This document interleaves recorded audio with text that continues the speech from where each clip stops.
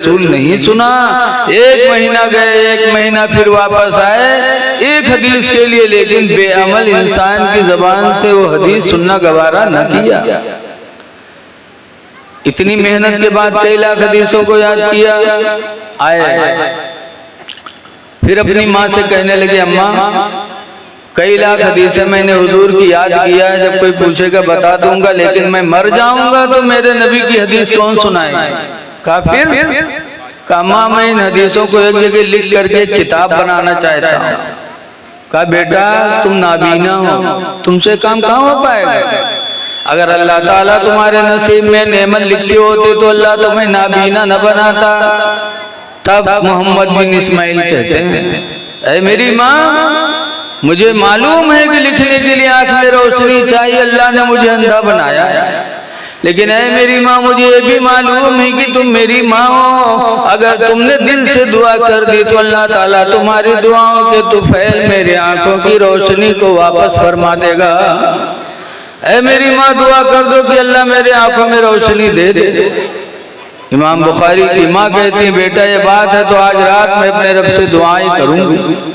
रात हुई, सारी दुनिया सो रही है। मोहम्मद बिन इस्माइल की माँ उठी, वजू बनाया, 2 रकात नमाज पढ़ी और नमाज पढ़ने के बाद दुआ मांगी, अल्लाह तो खूब जानता है कि मेरा बेटा मोहम्मद बिन इस्माइल तेरे नबी की हदीसों का हाफिज है, तेरे नबी की हदीस की किताब लिखना चाहता, आंखों में रोशनी नहीं है, अल्लाह मेरे हाथों की लाज रख ले और मेरे बेटे की आंखों में रोशनी वापस फरमा दे। रवायतों में लिखा है कि माँ ने रात में दुआ मांगी और सुबह मोहम्मद बिन इस्माइल उठे तो अल्हम्दुलिल्लाह दोनों आंखों में भरपूर रोशनी मौजूद थी। और ऐसी रोशनी कि काबा के हरम में बैठकर हदीस लिखने लगे। दिन में सूरज के उजाले में लिखते, रात में चांद के उजाले में लिखा करते थे। आज वो किताब हमें तुम में पढ़ाई जाती है। पता चला कि माँ बाप की दुआ अल्लाह ताला कभी रद्द नहीं करता। इसलिए लोगों अपने माँ बाप को खुश करो, माँ बाप पर रहम करो, तुम्हारे रहम के सबसे ज्यादा ये मुस्तहिक है। इसीलिए एक हदीस पाक में है, अन हकीम इब्ने मुआवियत अल-कुशैरी क़ाला सालना रसूलुल्लाह सल्लल्लाहु अलैहि वसल्लम। हजरत हकीम बिन मुआविया कुशैरी कहते हैं कि हम लोगों ने हुजूर से सवाल किया, मन अहक्कु बिहुस्नि सहाबती, अल्लाह के रसूल मेरे एहसान का सबसे ज्यादा हकदार कौन है, मैं एहसान सबसे ज्यादा किस पे करूं। तो हुजूर ने फरमाया उम्मुका, तेरी माँ है। कुल्तु सुम्मा मन, मैंने कहा फिर कौन। फक़ाल रसूलुल्लाह उम्मुका, तो सरकार ने फरमाया तेरी माँ है। कुल्तु सुम्मा मन, मैंने कहा फिर कौन, तो सरकार ने फरमाया तेरी माँ है। चौथी मर्तबा फिर पूछा कि अल्लाह के रसूल फिर कौन, तो सरकार ने फरमाया अबू का, तेरा बाप है। फिर वो चुप हो गए।